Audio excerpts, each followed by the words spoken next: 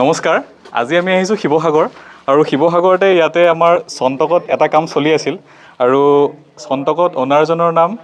টিটু দা বুলি জানে চবেই ইয়াতে। তো তেখেতক বাৰু চিনাকি কৰাই দিম আৰু ইয়াতে আমাৰ যিটো ঘৰ কৰিছিলোঁ এইটো ৰেন'ভেশ্যন কৰিছিলোঁ আচলতে। ঘৰটো আপোনালোকক এবাৰ মই দেখাবলৈ চেষ্টা কৰিম। ঘৰটোৰ প্ৰথম অৱস্থা কেনেকুৱা আছিল আপোনালোকে এবাৰ চাই লওক। আমি ফেব্ৰুৱাৰী মাহমানৰ পৰা কামটো আৰম্ভ কৰিছিলোঁ আৰু এতিয়া ঘৰটোৰ কমপ্লিট টিঙৰ পৰা আদি কৰি ৱালৰকে আদি কৰি গোটেইখিনি বস্তু চেঞ্জ কৰি আৰু এতিয়াৰ যিটো ঘৰটোৰ লুকছ আপোনালোকে নিজে চাই লওক।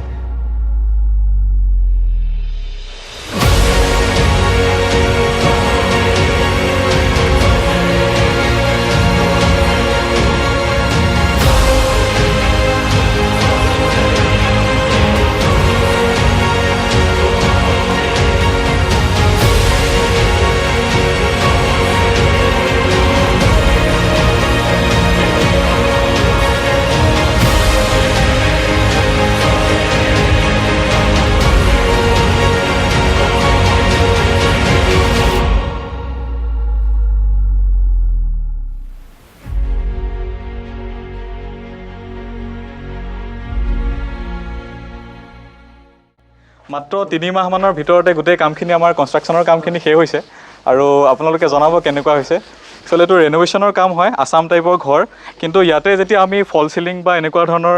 ডেক'ৰেশ্যনৰ কাম কৰিম তেতিয়া কোনো ধৰিব নোৱাৰিব যে এইটো আছাম টাইপৰ ঘৰ আছিলে। আৰু ইয়াতে বিভিন্ন ধৰণৰ নতুনকৈ কাম কৰা হৈছে আৰু ঘৰটো যিহেতু অলপমান চাপৰ জেগাত আছিলে গতিকে বাহিৰ ছাইডৰ পৰা যাতে ভেটিটো মানে ওখ যেন দেখা যায় সেইটো কাৰণেও কিছুমান আমি পদক্ষেপ উঠাইছিলোঁ। আৰু ইয়াতে আচলতে কি হয়, অ'নাৰে ইচ্ছা কৰা হ'লে ঘৰটো ভাঙি পেলাইও নতুনকৈ বনাব মানে পাৰিলে হ'লে, কিন্তু তেওঁলোকৰ কিছুমান স্মৃতি জড়িত হৈ থকাৰ কাৰণে বা এনেকুৱা বহুত মানুহ আছে যে নিজৰ কিছুমান স্মৃতি জড়িত হৈ থাকে যাৰ ফলত এনেকৈ গোটেই ঘৰটো ভাঙিব নোখোজে। আৰু তথাপিতো ইয়াতে আমি যিমানখিনি পাৰোঁ ভাঙি বা প্লাষ্টাৰসমূহ হেৰাই নতুন কৰি আৰু গোটেই ঘৰটোৰ ফ্ৰণ্ট টেলিভিশ্যনকে আদি কৰি ছাইডৰ গোটেইখিনি বস্তু আমি চেঞ্জ কৰিলোঁ। আপোনালোকক এফালৰ পৰা দেখাম। ইয়াতে আমি যিটো ষ্টেয়াৰ্ছ বনাইছোঁ ষ্টেয়াৰ্ছটো কমপ্লিট নতুনকৈ বনাইছোঁ আৰু ইয়াতে আগতে এইটো আছাম টাইপৰ যিহেতু আছিলে প্লেন আছিলে, তো ইয়াতে এনেকুৱা দুটা বক্স বনাই দিছোঁ আৰু ইয়াৰ ভিতৰত আৰ্ট ফিলিং কৰি দিয়া যাব আৰু ইয়াতে মানে নেচাৰেল যিবোৰ প্লেণ্টেশ্যন আছে তেনেকুৱাকৈ কৰা যাব। ইয়াতে বিট দিব বাকী আছে আৰু ইয়াৰ যিবোৰ তল আছে ইয়াতে কমপ্লিট টাইলছ লগোৱা যাব আৰু সন্মুখৰ ডিজাইনবোৰ দেখিছে বিৰাট ভাল লগা হৈছে এতিয়া দেখিবলৈ। আৰু এইটো চাইডে আমাৰ গেৰেজটো হ'ব, এইটো চাইডে আমাৰ গেৰেজটো হ'ব। তো ইয়াতো অলপমান কমপ্লিট মডাৰ্ণ ডিজাইন কৰি পেলাই অলপ এইটো এক্সট্ৰাকৈ বহোৱা হৈছে। আগতে তেওঁলোকৰ আছিল যদিও মানে একেবাৰে ধৰিব নোৱাৰা অৱস্থাত আছিল। তলত যদি ভিডিঅ'টো প্লে হৈ আছে তেতিয়াহ'লে আপোনালোকে দেখা পাব। আৰু ইয়াৰো কমপ্লিট মডাৰ্ণ ডিজাইনত কৰা গৈছে আৰু ছাইডৰ ফালৰ পৰা যদি আপোনালোকে ঘৰটো চায় তো এনেকুৱা ধৰণৰ দেখা পাব আপোনালোকে। মোটামুটি 3 মাহমানৰ ভিতৰত ইমানখিনি কাম আমাৰ কমপ্লিট হৈছে। তো গোটেই কামখিনি সম্পূৰ্ণ হ'বলৈ আমাক আৰু 1.5 মাহ 2 মাহ সময় লাগিব, যিহেতু ক্লাইণ্টটো মানে ঘৰটো এৰি দিব লগা হৈছে। আমি খুব কম সময়ৰ ভিতৰত মিনিমাম 6 মান্থৰ আমি টাইম লৈছিলোঁ, তাৰে ভিতৰত অলম'ষ্ট আমাৰ 3 মাহমান কমপ্লিট হৈছে আৰু 3 মাহমান সময় আছিল। কিন্তু তাৰ আগতে মোটামুটি আৰু 1 মাহ 1.5 মাহ আগতে আমি যদি ডেলিভাৰী দিব পাৰোঁ তাকে চেষ্টা কৰিম। আৰু এইটো ছাইডৰ পৰা আপোনালোকক ঘৰটো দেখাম আৰু ঘৰটো যদি ভিডিঅ'টো প্লে হৈ আছে আপোনালোকে তলত দেখা পাব এইটো ছাইড কেনেকুৱা আছিল আৰু এতিয়া আপোনালোকে কেনেকুৱা পায় জনাব। তো এইটো ছাইডো যিহেতু ৰাস্তাৰ ফালৰ পৰা দেখা যায়, তো ৰাস্তাৰ ফালৰ পৰা যিহেতু দেখা যায় এইটো ছাইডো কমপ্লিট ডিজাইন কৰি পেলাই বনোৱা হৈছে। আৰু এটা বস্তু মই আপোনালোকক দেখাই দিওঁ, এই ঘৰটোৰ ভেটিটো আগত যিটো ভেটি আছিলে তাতকৈ আমি প্ৰায় 1.5 ফুট ওখ কৰিছোঁ। আৰু 1.5 ফুট ওখ কৰাৰ কাৰণে ইয়াত যিটো খিৰিকী লেভেল আছিলে খিৰিকী লেভেললৈকে আমি উঠাই নিলোঁ আৰু ভিতৰৰ ছাইডটো অলপমান ডাউন আছে। মই ভিতৰৰ ফালৰ পৰা আপোনালোকক অলপমান দেখাবলৈ চেষ্টা কৰিম। তো ইয়াতে এইটো বাৰাণ্ডাটো হয়, তো এইটো কমপ্লিট এক্সটেণ্ড কৰা গৈছে আৰু এইটো ছাদ ঢালি দিয়া হ'ল। আৰু আমাৰ অ'নাৰ এখেতে হয় টিটু দা। তো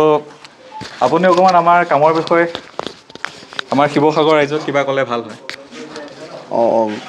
কাম ভালেই হৈছে, ধুনীয়া কামেই কৰিছে। ধৰক আজি আমাৰ অসমৰ যি এজন উঠি অহা যুৱক ভাল কামেই কৰিছে, বহুত ভাল লাগিছে তেওঁৰ কাম দেখি। কামৰ প্ৰতি যিখিনি হৈছে ধৰক এতিয়া আপোনাক যেনেকৈ আমি কথা দিছিলোঁ যে অলপমান বেলেগ ধৰণৰ বনাই দিম, তেনেকুৱা পাইছেনে নাই? তেনেকুৱাই হৈছে, ভাল লাগিছে। আৰু ঘৰটো সম্পূৰ্ণ হ'লে আৰু গম পোৱা যাব আপোনালোকৰ। সম্পূৰ্ণ হ'লে আৰু বহুত বেছি ভাল লগা হ'ব, কাৰণ এতিয়া এইটো মানে অকল পকা কামখিনিহে হৈছে, তাকো ভাঙা চিঙা কৰি পেলাই কৰা গৈছে। আৰু সম্পূৰ্ণ হ'লে আৰু বহুত বেছি ভাল লাগিব। তো এই কামখিনি আমাৰ কমপ্লিট কৰিছে আমাৰ এইজন। তো এখেত আচলতে আমাৰ মানে প্ৰথম হিৰো হয়। মানে ছাইডৰ হিৰ' বুলি ক'লে এখেতকে কোৱা বুজাব কাৰণ আমি মানে যিমানখিনি আমি কাম কৰোঁ আমি জাষ্ট পিছত থাকি পেলাই ডাইৰেকশ্যন দি এনেকৈ ধৰণেহে কাম কৰোঁ কিন্তু ছাইডত এওঁলোকেহে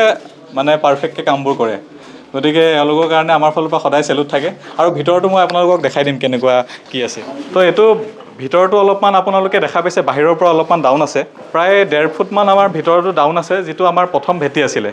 আৰু ইয়াতে যদি আপোনালোকে চায় তো এইটো বাহিৰ ফালৰ পৰা যাতে আমাৰ মানে ঘৰটো দেখাত ওখ যেন লাগে তো বাহিৰ ফালৰ পৰা এনেকৈ ভেটিটো দিয়া গৈছে এইটো ইয়াতে যদি আছে আপোনাৰ মানে 1.5 ফুট ওখ ইয়াতে আকৌ আপোনাৰ 1.5 ফুট তলত আছে তো এইটো ড্ৰয়িং ডাইনিং হল আছে ইয়াতে আমাৰ টিভি কেবিনেট বনোৱা যাব আৰু ড্ৰয়িং ডাইনিং হল ইয়াতে এখন সৰু যদি মানে টি টেবুল টাইপ হওক বা এনেকুৱা সৰু যদি ডাইনিং ৰাখিব পাৰিব আৰু ইয়াতে মানে হেৰি হ'ব বেচিন উইথ কেবিনেট আৰু ইয়াতে মডাৰ্ণ ডিজাইনৰ মানে আজিকালি লাইট জ্বলে যিবোৰ মিৰৰ আছে সেইবোৰ লগাই দিয়া যাব আৰু যদি এফালে আহে আপোনালোকে ইয়াতে এটা 14 ফিট বাই 16 ফিটৰ এটা বেডৰুম আছে আৰু আমাৰ ওপৰৰ কামবোৰ কেনেকৈ কৰিছোঁ বাহিৰ ফালৰ পৰা যাতে দেখা নাপায় মানে টিং লগোৱা আছে বুলি অলপমান দেখাই লৈছোঁ তো ইয়াতে টাইলছ লগাব বাকী আছে ফল চিলিং লগাব বাকী আছে আৰু ইয়াৰ লগত এটা আমাৰ বাথৰুম আছে বাথৰুমটোৰ চাইজ বহুত বেছি নাই এইটো আমাৰ 4 ফিট বাই 7 ফিট মানৰ বাথৰুম হয় কমপ্লিট হ'লে আপোনালোকক বাৰু ফুল ভিডিঅ'টো দেখাম আৰু এইটো আপোনাৰ গেষ্ট ৰুম হিচাপে ব্যৱহাৰ কৰিব আৰু এইটো ড্ৰয়িং ডাইনিং হল লগতে আমাৰ এফালে কিটচেনতো ইয়াতো কিছুমান ডিজাইন কৰিব বাকী আছে যিবোৰ এতিয়ালৈকে কমপ্লিট হোৱা নাই গতিকে আনফিনিছ দেখি আছে তো ইয়াতো এটা চাৰ্জা হ'ব বা ইয়াতে মডুলাৰ কিটচেন হ'ব কমপ্লিট মডাৰ্ণ ডিজাইনৰ আৰু এইবোৰ যে দেখি আছে এইবোৰ মানে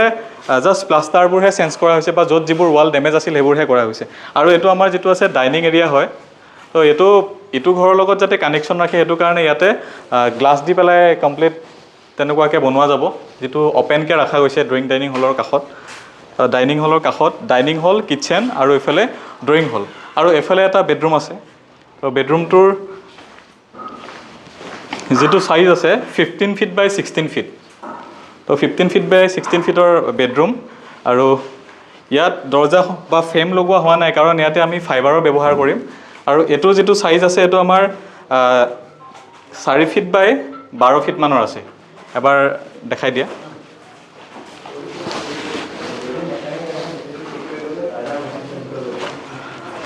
আৰু ইয়াতে এতিয়ালৈকে আমাৰ দেখিছে চৌকাঠ লগোৱা হোৱা নাই কাৰণ ইয়াতে আমি এলুমিনিয়ামৰ যি হেৰি আছে উইণ্ডোজ আছে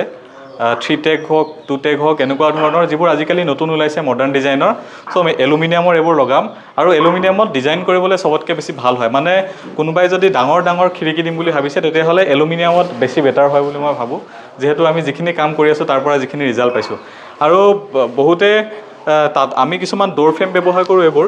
যিটো আচলতে টাটা যিটো জিআই চিট হয় মানে টাটাৰ যিটো চিট হয় চিটটো দি বনোৱা যায় এইটো আচলতে এটা ড'ৰ ফ্ৰেম কোম্পানী আছে যিটো গুৱাহাটীতে আছে তেওঁলোকে মেনুফেকচাৰ কৰে আৰু আমি ইয়াতে এইবোৰ বস্তুৱে লগাইছোঁ তো ইয়াৰে ফিনিচিংবোৰ এবাৰ চাব পাৰে কাঠত হ'লে আপোনাৰ যিমানে যি নহওক কিয় তলফালৰ পৰা সদায়